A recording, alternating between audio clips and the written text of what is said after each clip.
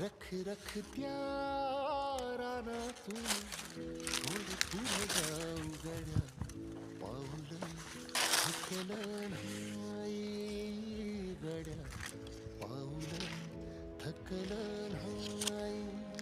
सुकलेल्या भाकरीला पाण्यासंग खाऊ गड्या,